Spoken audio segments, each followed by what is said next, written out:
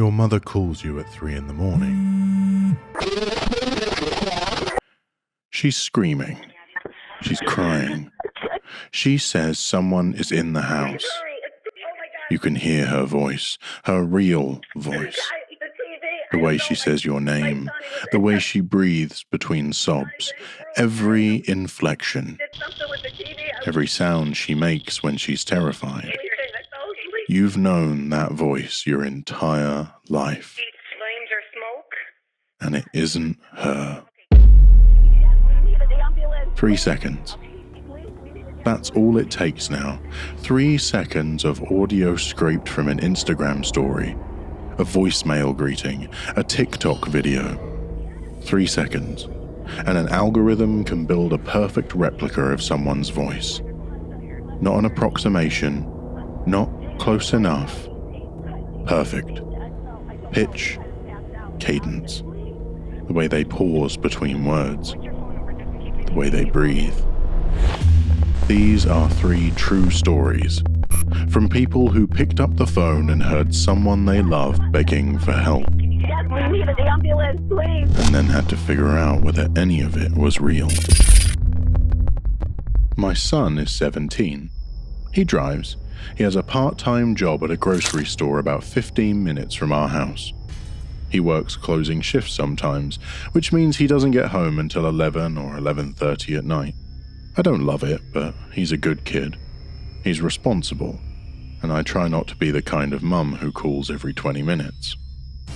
One Tuesday night, around 11, I was getting ready for bed. My phone rang, his name on the screen, and I picked up. He was crying, hard. The kind of crying where someone can barely get words out. He said he'd been in an accident.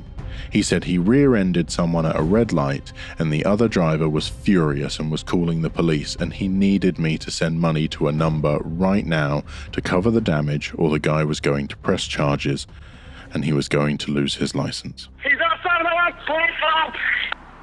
I can't, please. Okay, all right. I could hear traffic in the background. A car horn, what sounded like another man's voice yelling, muffled like someone standing a few feet from the phone. My hands were shaking. I was already walking to my computer. I was already pulling up my bank. He was sobbing, saying, "Mum, please, I'm so scared. Please just send it."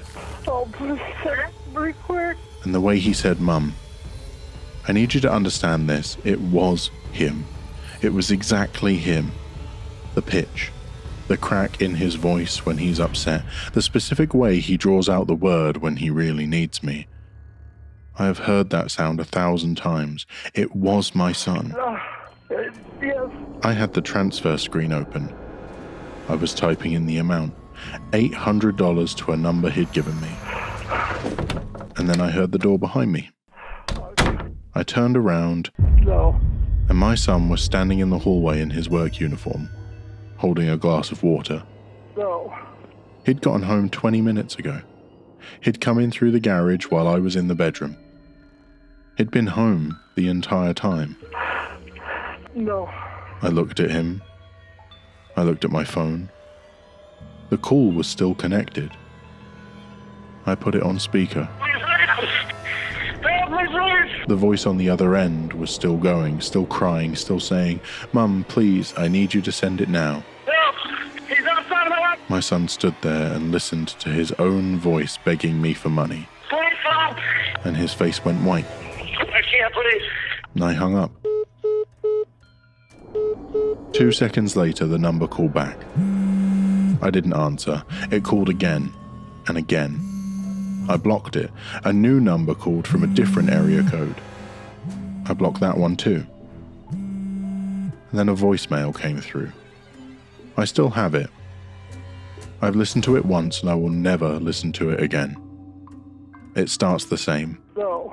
My son's voice crying, scared. But halfway through the tone shifts. I just killed someone. The crying stops. 100. And the voice, still my son's voice, still perfectly his, Route 46. says something that my son would never say. You know what? Something I won't repeat. Something threatening. And something directed at me. What I said, I'm armed and dangerous. I filed a police report. They told me it was an AI voice clone scam. Where are you? They said they'd been seeing more and more of them. They said there wasn't much they could do. I'm armed, I'm dangerous. I asked them how the scammers got my son's voice. They said it probably came from social media.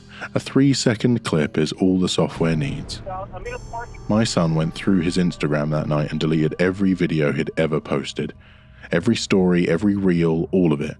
Gone. lot. I can see from every angle. But you can't delete what someone already downloaded. I will shoot at anyone who approaches. And we have no idea how long they had his voice before they used it. I was at work when my wife called. I picked up immediately because she never calls during the day unless something is wrong. Yeah, go. She was screaming, All right. hyperventilating. She said someone was breaking into our house. She said she could hear glass shattering downstairs. She said she was locked in the bathroom with the door barricaded and she needed me to call 911 right now. I was already running to my car. I had my personal phone to my ear with her on the line and my work phone in my other hand dialing 911. I gave the dispatcher our address. I said my wife was home and someone was breaking in. And they said units were on the way. I drove 20 minutes in 11. I don't remember most of the drive. I just remember her voice in my ear the entire time. Crying, whispering, telling me she could hear footsteps on the stairs, telling me to hurry, telling me she loved me. I can't really, I don't know. I've never been more terrified in my life. I thought I was going to lose her. I genuinely believed that by the time I got home, something irreversible would have happened. The tall man is scaring us. I pulled onto our street. 2 patrol cars were in the driveway. Officers were standing on the front porch, not rushing, not tactical, standing. Where is this guy? Relaxed. I jumped out and ran to them. Where is she? Is she okay?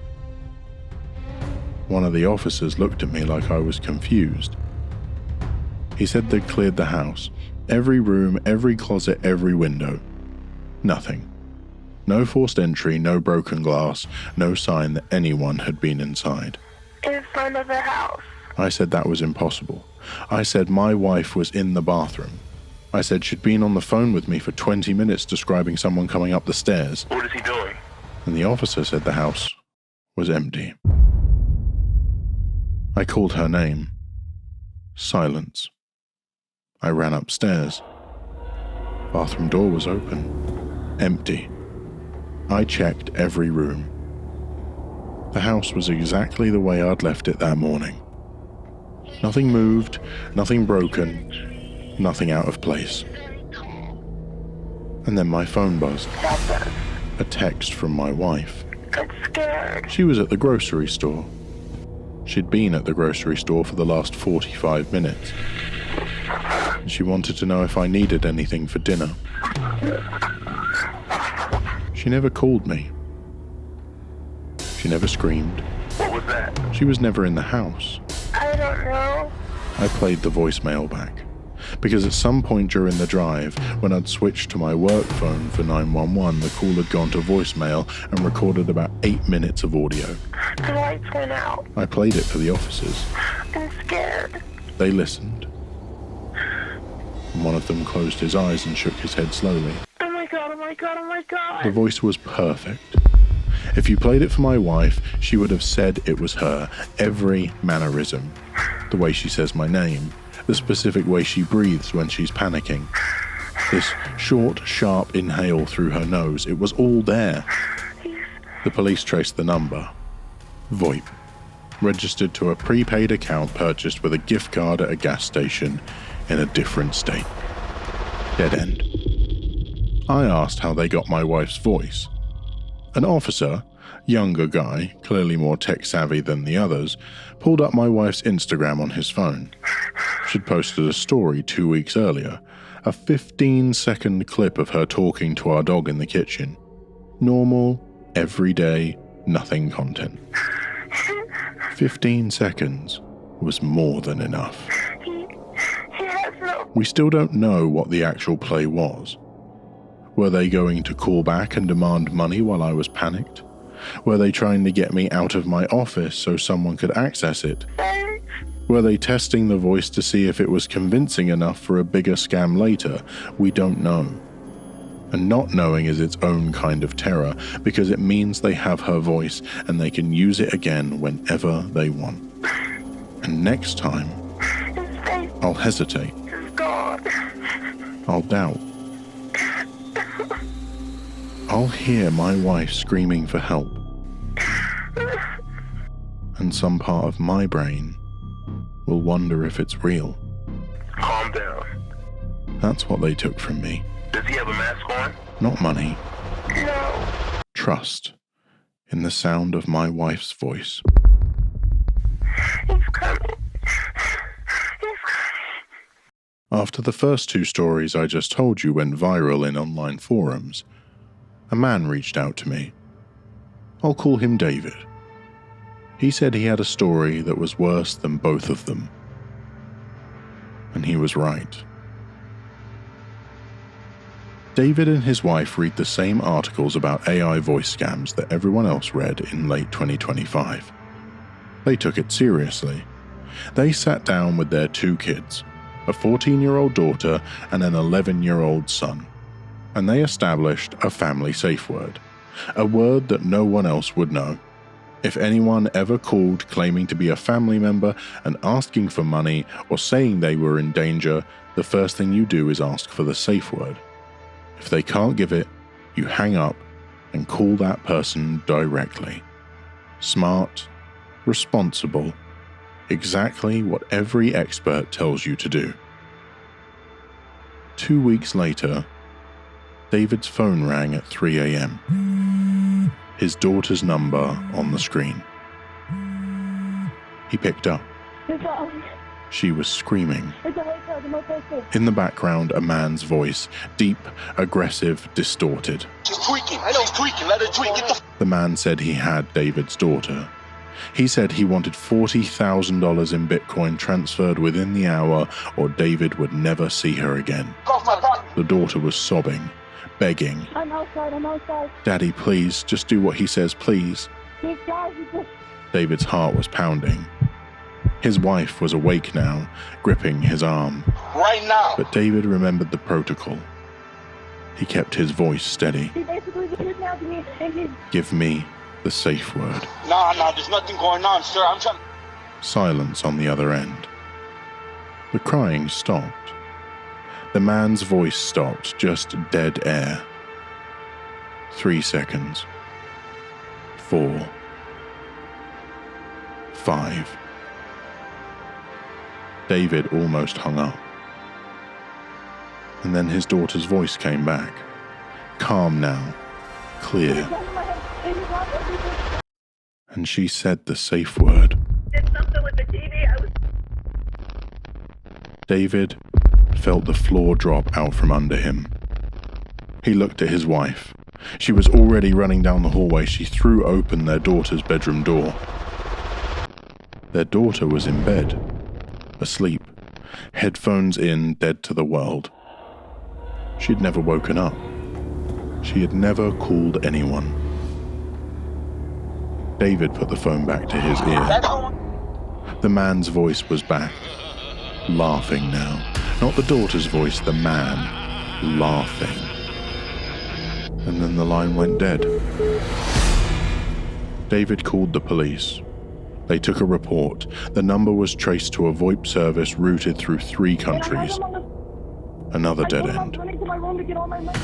But that wasn't the part that destroyed David.